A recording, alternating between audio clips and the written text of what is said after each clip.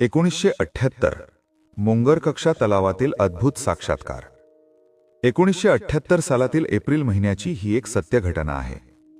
मानवाला परमेश्वराची ओळख करून देण्यासाठी, मानव जागृतीसाठी आणि सत्य, मर्यादा, प्रेमाचा मार्ग दाखवण्यासाठी महान त्यागी बाबा जुमदेवजी नेहमीप्रमाणे दौऱ्यावर निघाले होते। या दौऱ्यात बाबांसोबत 7 सेवक होते। रामटेक तालुक्यातील विविध गावांमध्ये हा दौरा सुरू होता। 1 एप्रिल 1978 रोजी बाबा नागपूरहून रामटेक मार्गे भंडारबोडी येथे पोहोचले। तेथे परमात्मा एक सेवक दुग्ध उत्पादक सहकारी संस्थेत बाबांचे भगवत कार्यावर मार्गदर्शन झाले।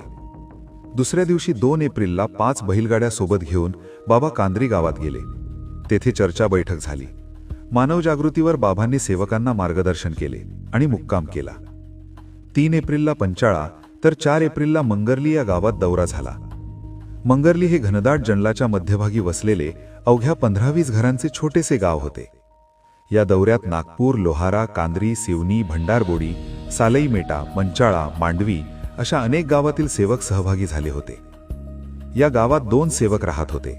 त्यांपैकी एक सेवक बाहेरगावी लग्नासाठी गेला असल्याने बाबांचा मुक्काम दुसऱ्या सेवकाकडे झाला।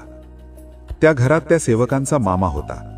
तो फार वृद्ध होता आणि गेल्या 15 दिवसांपासून सतत तापाने त्रस्त होता। तापामुळे त्याने अन्नही घेतले नव्हते। त्या दिवशी गावात भगवत कार्याची चर्चा बैठक झाली। बैठक संपल्यानंतर भोजनाची तयारी झाली। दौऱ्यात सहभागी झालेल्या सेविकांनी प्रेमाने संपूर्ण स्वयंपाक केला।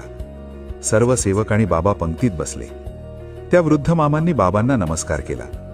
बाबांच्या आदेशानुसार तेही पंक्तीत बसले। जेवण झाल्यानंतर तो वृद्ध मामा बाबांजवळ आला आणि भावुक स्वरात म्हणाला, बाबा, 15 दिवसांपासून मला ताप होता, अन्नही जात नव्हते, पण तुमच्या आगमनाने आणि मार्गदर्शनाने माझा ताप नाहीसा झाला। आज मी पोटभर जेवलो। हा केवळ योगायोग नव्हता, तो परमेश्वरी कृपेचा अनुभव होता। त्या रात्री मंगरली गावातच मुक्काम झाला। 5 एप्रिलच्या सकाळी शेरकी नावाच्या सेवकाने बाबांना विनंती केली, बाबा, येथून 10 मैलांवर मोंगरकक्षा नावाचा एक ऐतिहासिक तलाव आहे। 4ही बाजूंनी घनदाट जंगल आहे। फार सुंदर जागा आहे। आपण सर्वजण तिथे वनभोजनास जाऊया। बाबांनी संमती दिली। सुमारे 60 सेवक सेविका तयार झाले। चहा पाणी झाला। सामान नेण्यासाठी एक बैलगाडी होती। त्या बैलगाडीतील एक बैल फार म्हातारा होता। लोक म्हणत असत, तो बैल खाली बसला की पुन्हा उठत नाही। हे ऐकून बाबा म्हणाले, त्याच बैलाला जुंपा, पुढे जे होईल ते परमेश्वर करील। आणि आश्चर्य म्हणजे संपूर्ण प्रवासात तो बैल एकदाही बसला नाही।